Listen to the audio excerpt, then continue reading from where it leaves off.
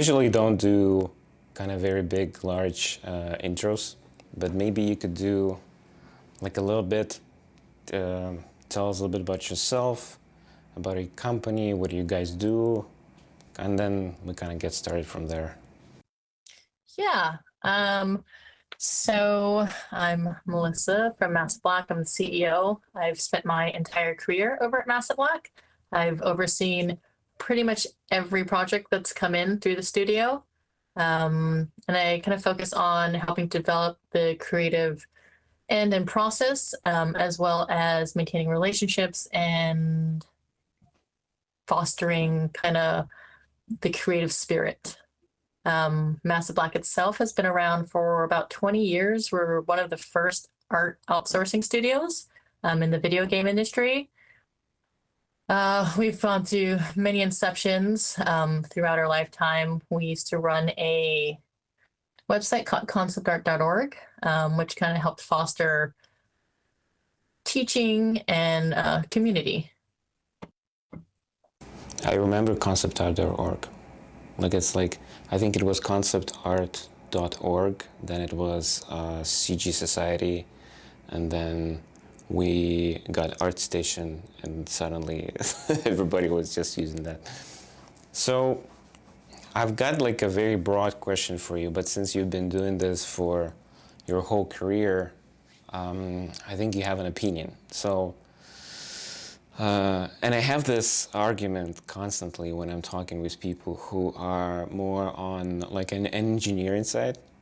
And I'm trying to explain that like art is important if you're building a game. You know what I mean? My question is like, how do you reason if it's a technical person and if it's like a person that's really like maybe a money person that they don't really understand, they're not really into museums and stuff. How do you explain to them that art is important if you want to make a game successful, if you want a game that's going to be, you know, attractive for customers and just kind of fun to play? Yeah. Art, we're visual people or visual beings. I don't know about you, but when I go to the store and when I buy things, whether it's like wine or anything really, what I look at is the packaging, right? Like what label do I really like? That kind of draws me in. Art in itself, it sets the visual tone and emotion of anything. And so if you don't have that, if you can't explain that to the layman, how are you going to sell or market it? It's funny, we did some work with a client, and what we did a lot of was pitches, just really big visual stuff. So they had a problem, they wanted to sell something, and they would come to us and we would just make these beautiful pictures. And they told us, I would give you all of my budget if I could, because you just keep the money flowing in, because it allows people, the money people especially, to understand like what our vision is. Because if you give them code, you give them lines and paragraphs, it's so much to kind of go through and take in that like you just want to look at something pretty and go, oh yes, I get it. I feel that. I understand that emotion. I think like a very good kind of illustration to what you're saying is a story of how they pitched BioShock. So when Ken Levine, like they did, I think they were doing like System Shock, and he was kind of known for those immersive sims, and they had to go to, I guess it was Take-Two, and to kind of sell this vision of the underwater, whatever, like city and all the like atrocities that were happening there. And what they did, they got like a corridor, so it was like a vertical slide. There was nothing there. It was like a corridor, something in the like an aquarium thing, like a big on the other side was like ocean and something, and there was like water dripping, and the lighting was kind of going like flashy, and it was like a very dark, moody corridor, and we just walked for like maybe a couple of seconds. It wasn't like even like anything. There was like no gameplay. It was you just walk like through this, and they showed this demo, and it was kind of sold to Take-Two, and they said like, okay, we're 2K Games, like we're gonna do it, and that's kind of like a good illustration, right? Because what you're saying, I think, really resonates with our audience, because you see, when you're seeing games for the first time, mostly you're seeing, you're seeing art. There's like a lot of stuff on the screen. Like if you see Uncharted, it's also like closer to a movie now, right? And you don't really understand like how it's gonna jump or how he's gonna shoot and that kind of thing. But this kind of connection brings me to another question that I think is super important, and for you, since you've been doing these art services for a while, I want us to kind of contemplate on the idea of like a visual language in a game. Like when I think like a visual language in a game, I think about, me personally, like I think about games like Mirror's Edge, for example, or some others, right, where it's just the artistic part of it is just so important for everything else. Or let's say it was a game like that, Army of Two. So there were like two guys, remember? And they had this iconic look with these masks. Talk a little bit about that and explain like what does it even mean to have like a visual language, and why is it so important for games to have one? Because so many games do look alike, like they were like made in the same factory. So how do you avoid that? Well, again, I mean, visuals, they set the tone and emotion, right? So depending on what you set is really going to carry you throughout. With Kane and Lynch, it's if you had them in sort of like a cartoony style, that same emotion would not be there, right? You look at something like Borderlands, which kind of went the opposite of where everything else went, right? It's got this kind of like graphic novel come to life. It's all about emotion. It's all about the tone of things. It's funny because I would agree that art is not the most important thing about a game, but it is the thing that people talk about first. It's the thing that people see first, right? It's going to grab you to want to play the game, right? You don't know what the gameplay mechanics are. You don't know what the engineering is, but you look at a box art and you go, oh, I want to be that character, or like, this looks really cool, right? And that's what grabs you and makes you want to play it. And I think, I think it's, what you're saying is basically has been around in games since like forever, because we often talk with developers, and before that you had to have like a very catchy box art, because games were all digital and they were like they were cardboard boxes. You had to go to the store and get them, and if you liked what's on the front and on the back, then you kind of made a decision like and spent like whatever, like $60 or $50.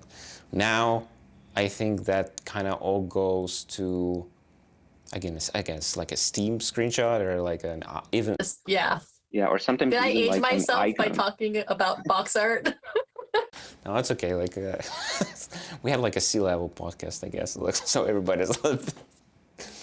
No, let's not talk about that. So, my question is like, when you're deciding on choosing a specific style, when you're deciding on talking with your client about what direction do you want to take, how do they make this choice? Like, do you make this choice for them, or do they just come with references? And it's interesting to learn about this creative process, like how does this exchange work, and how do you guys help kind of shape this vision? Right.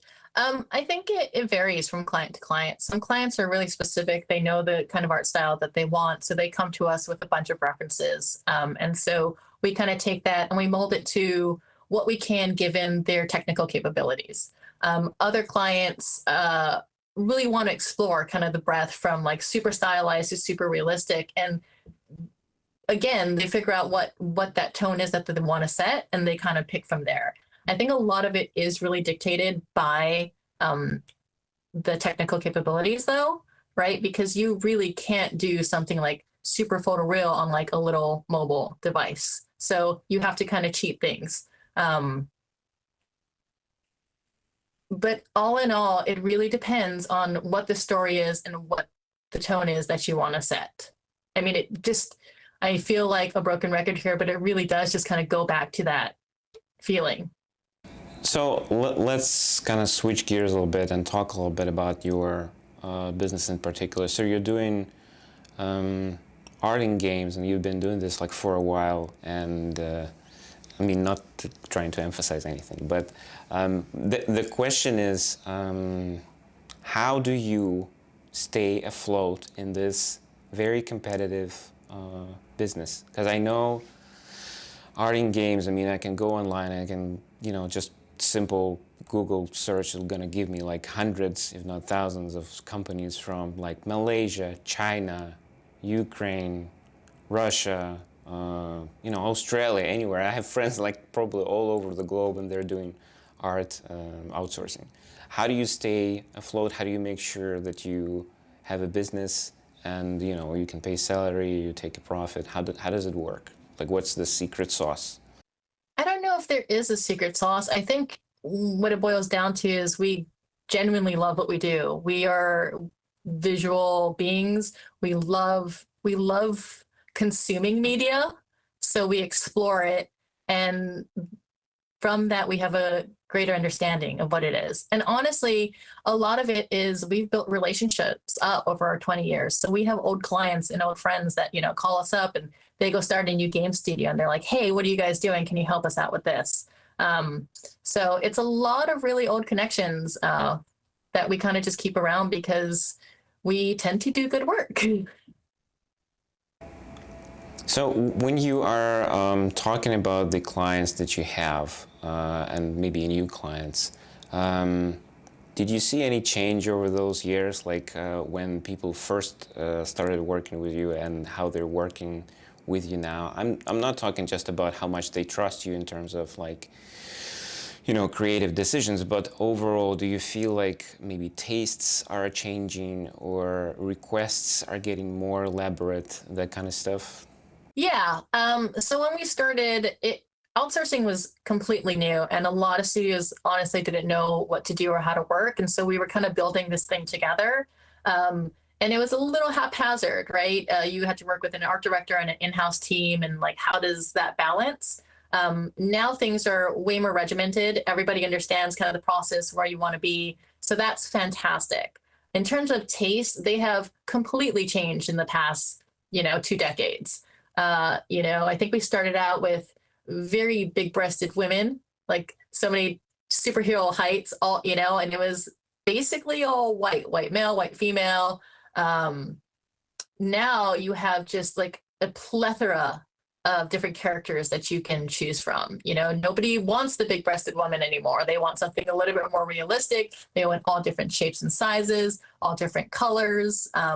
It's much, much more inclusive, and it's super exciting to see. So you mentioned about this kind of idea how characters changed and how spaces change, but correct me if I'm wrong, right? But there are some periods in time when people kind of tend to think the same in terms of how they see the art in games. Like you probably remember like when the like PlayStation 2 generation kind of ended, Xbox One generation, and we got like PlayStation 3 and Xbox, and they got Gears of War, and I think there was like Killzone and Resistance on PlayStation platforms. And I mean, if you take those two games, like Resistance, Killzone, you maybe slash them into a trailer together and add, even if you add some Gears of War, or although like stylistically and gameplay-wise there are different games, they do look an awful lot the same. Like, right, there's like a lot of brown, there was like even memes and jokes about it, and I'm trying to understand, like, how does this happen? It's like, why do people make these choices where it's obvious that it's like it's not for the good of the title? It's just like, is it like a trend, or like what's going on there? Yeah, I think it's reflective of society, right? I think something hits, and a lot of times, developers and publishers go, oh, this is really cool, like, let's do it like this. I don't know how many times we have been asked to concept Sawyer from Lost, and like as an artist and contractor, you have to make Sawyer look different every single time because you can't give them the same person. Um, so it really it's what's hot and what's new, and so people grab on. They're like, oh, this sells. I think now though, there's so much media out there that it's not quite so one track, right? There is a lot more variety. Whereas before, everything was kind of gatekept. You had box art, you had to go to the store and buy stuff. Things were a lot more expensive. And so you only had a sliver of certain media content that was really big. And because of our different streaming methods, like there's so much stuff that's coming in that there's just much more variety. I kind of have like like you talk about variety, right? Because like you said, like the information, like the visual information field around you really became bigger, I guess, right? So you would probably go to movies, watch some Saturday night cartoons or Saturday like afternoon cartoons, right? And then it would shape your kind of understanding of what the vision is.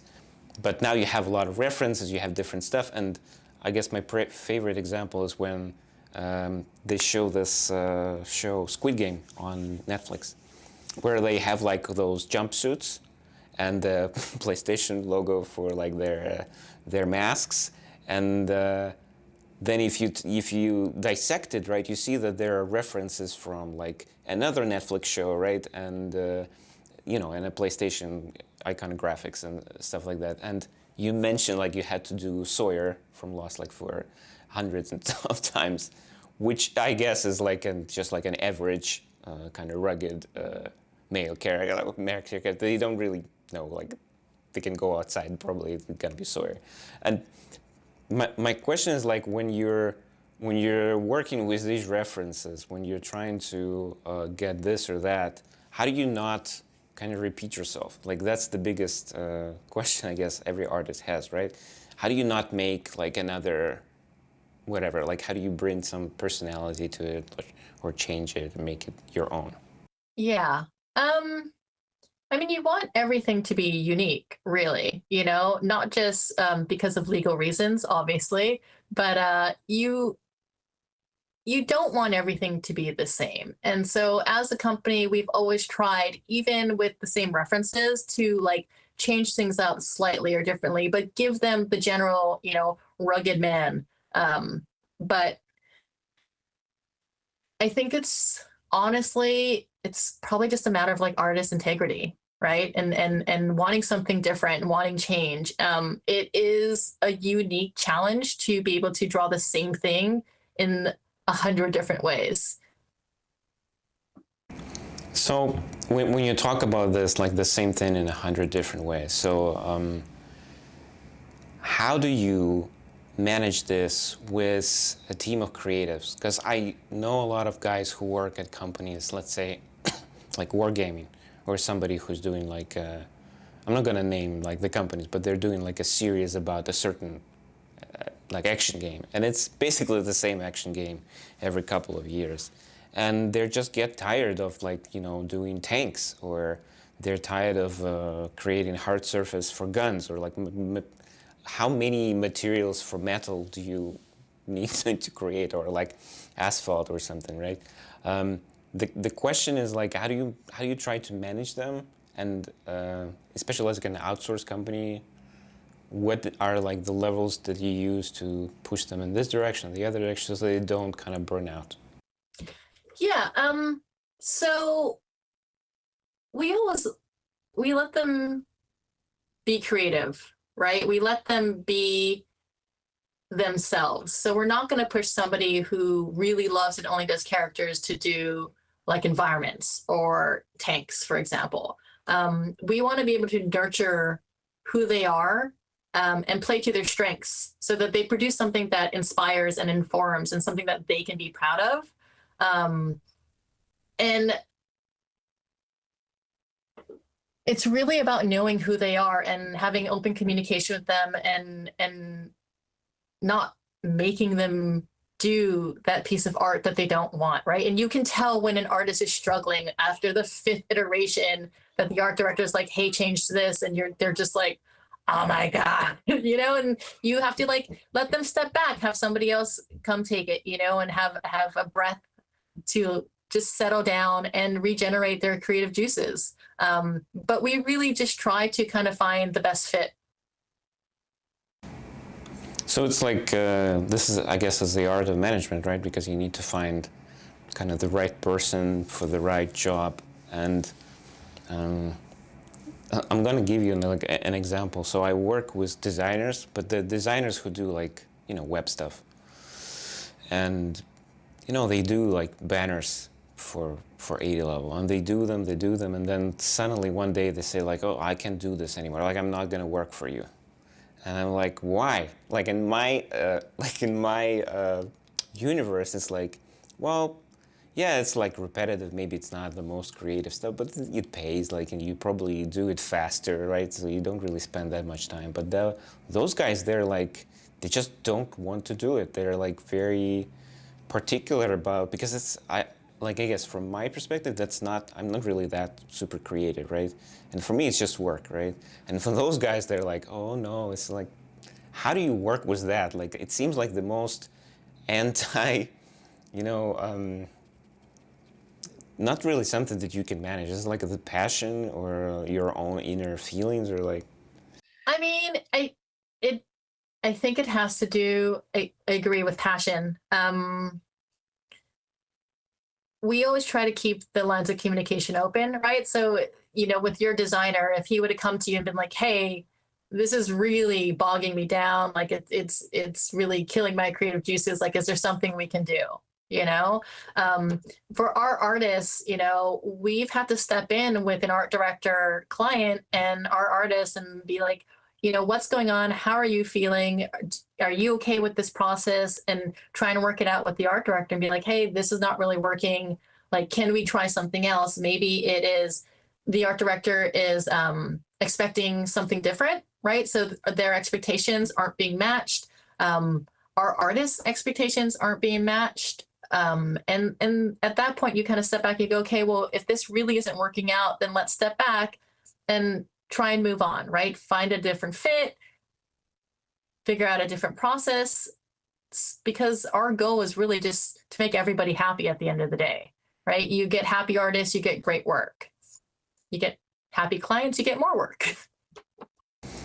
So when you mentioned this kind of relationship between art director and an artist, and how does this work so it's not really full of conflict, right? How do you make sure that it's not they're fighting each other? Because I know there are very good, like high-level guys who can create, high-level concepts, like the guy who, Jan van der Beek, who created the Horizon Zero Dawn thing. Like, he did the concept, and but he's like a very strong art director in terms that he really understands and knows what he wants. So he can communicate to an artist that, in his style, that this was not really what I wanted, you need to redo it. And he can do it all over the place, like on the concept side, on the material side, like in Substance Designer, on the modeling and all the other stuff. So when they found this guy who created those moving dinosaurs for them, like the robotic dinosaurs, it was a very good fit, right? But what if there's like not really that much of a fit, and you still have those frictions, and how do you make sure that they don't kill each other, so to speak? It boils down to communication. You can find a really great artist that you look at their work and you're like, this person's going to be the perfect fit. I know it. And then you get them together and it is just gas and fire, right? Like, it just does not match. And it really boils down to communication. You talk to them and you go, what's wrong? Is there something we can fix? Is there something we can mitigate? And if not, then you just part ways, right? Because having to try and fit those pieces together, it's just going to be an explosion. There's no magic sauce. Yeah. Do you guys in your company, do you just do art, or do you work on like other areas as well? Like, do you help with tech? Do you help with other elements? How does that work? Yeah, so we mainly do art and everything art. But since we've been around for about 20 years now, we can help out with pretty much anything. We have contacts that work in engineering and game design. We worked with a client for a few years in like really quick prototypes from start to finish. So we have the ability to technically do full development if needed. Do you feel like this full development cycle, did it become easier to do over the years? Not just like with experience, but did the tools become more accessible or maybe some other changed? Yeah, yeah, I think the tools have become much more accessible. You have a bunch of free tools, some are really expensive still, but there is a bunch of like Procreate, right? You don't really need Photoshop. It's great to have, but you can still draw and use your computer or your tablet. Even with like the VR stuff, it's leaps and bounds has improved the development process. When you talk about the tech that's becoming more accessible, one of the topics that kind of comes up over and over again, especially in the recent 6 months, is the question of metaverse. So we all talk about, they even asked me this question, like, what's the metaverse gonna be like? Probably the person or the furthest away from the metaverse idea in general. But with tools kind of being more accessible, with content being more accessible, like with libraries, like the Adobe libraries, or even like the Megascans libraries in Unreal Engine, how do you see this virtual space thing develop in the future? Do you feel like you're going to be outsourcing for, metaverse companies in the future, or maybe you already are? And how do you think it's going to change this look at kind of art in general, and like virtual art, like in games and just in experiences and digitally? Yeah. So with the metaverse, I definitely think it'll be a thing, right? I mean, Face or Meta is putting in what 30 billion into it to make sure that it's a thing. um, in terms of the way it looks, I don't know that it'll be much different from what we see today in terms of our visuals, right? There's a lot of capabilities that you could do digitally, AR, VR, that you can't do, say, like watching a TV screen or watching your computer screen. And so those things are really exciting. But I think the thing with the metaverse is it's not going to be real until we can get it into everybody's hands, right? Like right now, there is a gate of entry to be able to go into it. You need this device, you need a fast computer. And it's honestly kind of clumsy, right? You can take your meetings in the metaverse, but like if you have a cup of coffee that you're drinking in real life, you cannot drink that while you have your headset on. I think a really great example is something like YouTube. YouTube really wasn't a thing until everybody got their smartphones and could watch and download videos off of YouTube, right? And that's when like it kind of exploded, and it was this central language now. Everybody knows YouTube. Everybody watches YouTube. My kids will watch YouTube on our TV. So I don't. I do think it'll be a thing. I think it's a ways away. I think Mark Zuckerberg even said 5 to 10 years. And I think 10 is probably more likely. There's a lot of work that needs to be done in, the technical side of things. So, last question about metaverse. Do you think it's going to be more realistic, or kind of like Zuckerberg vision, like very stylized Nintendo V kind of like avatars and that kind of stuff? I think it'll be both, honestly. I think it'll cater to the taste of people, and some of us like very realistic things. Other of us like kind of weird, crazy, out of this world stuff. You know, personally, I'm pretty excited to see like how crazy we can get with it, because why else would you be in a virtual world if you could just sit and drink coffee? Yeah, I feel like this is that's more like a philosophical question, right? How do you want to spend your time? Do you want to be like a digital reality or somewhere, or do you just want? The problem is, for some people, maybe digital reality is going to be much more, interesting than how they spend their time, like day to day. I have another question kind of connected with technology, not really connected with the metaverse. And that's the question we get a lot especially in the last year. So you have probably seen all of that AI generated art. Like the most recent one I've seen was probably when they did the reimagining of Lords of the Rings. And it was like those like grand elfian kind of castles. And it looks very different. Like let's say it this way, like when you talk with your team members, when you talk with junior guys, what do you tell them? Like, how do you make sure that they don't feel like this is, this is the end? It's like they're no longer needed, and the Dolly is gonna do all the work for them. That's a really good question.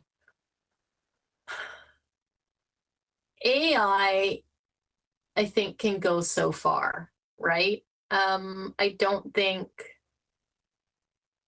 it just doesn't have kind of that human nuance. Um, we have worked with some companies actually feeding images to AI and machine learning, and the whole time we're like, we're just putting ourselves out of a job, but like, um,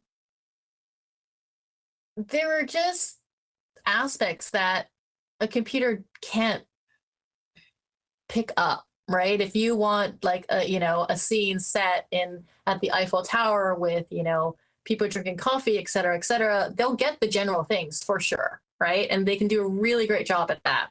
But there are little things in the scene, the atmosphere, all of that that will need an artist's hand. And so, you know, I think that AI will be a thing for sure for companies who are looking to do things quickly and cheaply. But I think overall, people are still going to want that human touch and, the human instinct. We talk about AI in kind of our generation, right? So when they're like neural networks build something, but they're also using AI to process photographs. Like when I have like a camera and stuff, like I told in the beginning, like I do like home videos with my daughter, and I really love them. But I had a I had a situation where I looked at the Google Photos and I saw like a picture of me. And I thought, wow, that's such a great picture. Like the camera really paid off, until I understood that this was actually my wife. And she took the photo with her phone, and I was at the picture with the camera. And that kind of brings me into another kind of observation, I guess, is when currently, like in China and in US, they're doing a lot of research where, let's say you go to a specific place, a restaurant somewhere, right? And you take a picture, and then it all goes to the cloud, and in the cloud they kind of get down like the best aperture, shutter priority, ISO, and all the other data to make sure that your picture kind of looks the best it can in that particular location. So it's like, a lot of technology going into the visual, and then you kind of are faced with the question is it even real? Like what is there, like even if I take a picture and it's like it's already processed and there's like It's not your mind's memory, it's not your eye, it's something that's like calculated across the cloud to be like this light speed, this, yeah. And when I think about games, and we talked about this, like, and if you go to GDC, you can hear people talk about this all the time. Then the games are, even if they're like on their top realistic level, they are still games. Like Uncharted is great, but it's not reality. Like, yes, Nathan Drake might look like a very handsome man, but he's not real. Like the spaces like that they have like in Scotland in Uncharted 4, it's awesome, but it's not real kind of Scotland. And my question is like, when you're building art for games, and how do you keep the balance? How do you make sure that you're that there is a little bit of reality in the games, especially if it's like realistic stuff, because like you can't really make, you know, parking lot that exciting, but in games suddenly it's all like explosions and like reflections, RTX everywhere, and it looks like wow, picture. So Um, well, for you and I, who are not artists, you know, a parking lot cannot be exciting. But my husband is an artist, and I've spoken to him about how he processes like visuals around just looking at stuff. And it blows my mind, like the different nuances that he takes in terms of like light and shadows and how things play with each other. Um, and so I think that's what you have to do when you're doing art for video games, right? Because you have to bring in sort of that realness, but it's also there for entertainment. So you have to have a little bit of fun. And for us who visually, like, you know, I look out and I see, you know, like a red ball playing there, you know, for him, when he looks out, he sees the red ball, the reflection of the red ball going off of everything else, the different shadows, and how it kind of plays with the environment.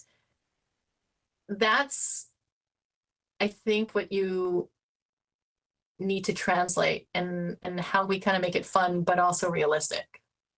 That answer your question? yeah, I mean, it's art. It's kind of like we can go any direction, right? Um, we ask our guests, especially when they're like at the helm of the studios or they're helping with the hiring, to give advice to people who are just starting out or who are graduating or who just want to make a change, right? You know, some people work in film, they want to work in games, or, you know, motion design, they want to work in games or something. What would you kind of recommend for people who want to do a career in games, like in terms of, the question is like, what advice would you give to people who are just starting out or who want to change their career and work in games, in terms of what kind of skills should they acquire, how should they work with like the fundamentals, like anatomy, the rule of thirds, all that stuff? Should they even go to an art college, or, you know, do something else, maybe go to like a CGMA course or do something else? Yeah, I would say do what you love, right? So if you love drawing characters, focus on that. Honestly, we love generalists, right? That can kind of do everything, but there's so much out there. There's so much content out there. There's content being put out by amazing artists, that you can watch their tutorials and watch their videos. I mean, even now our guys do that, right? They find somebody who's really great at a different, like a program, and they'll sit there and they'll just dive into hours and hours of like how to use the program, what to do, make stuff, because that's how you're going to learn. So it's kind of like all in your own, what you're saying, like it's all in your own hands. Like if you want to do it, just go ahead and do it. Just say go ahead and do it. You know, again, to reference my husband, he went to art college for a little bit, but he was brought into the games, didn't know anything, and it was just really him kind of figuring it out and doing stuff, you know. And this was before we had YouTube, before we had forums. You know, so it took a lot of him like just trying to seeking other people out and asking questions. We used to have a school, and I've seen artists who should not be artists, you know, and you see their portfolio and you just want to tell them like, maybe you should think about another career. But they kept at it, and now they are senior concept artists at some of the most prestigious studios out there, not just in games, but also in films. And it's just because of their dedication and their passion to do it every single day. Yeah, I agree. I think it's a great advice, actually, because we all see portfolios of people who are just starting out, like they're in school, and even if it's like a very good school, like a traditional kind of, like they come up with their first project and it's never, it's never really that good. I mean, maybe in some schools they do create some AAA stuff. I don't know how they do that, but I think persistence is the key, right? If you want to do this work, you will just continue to grind, and eventually something will be there, right? You will get to some kind of result.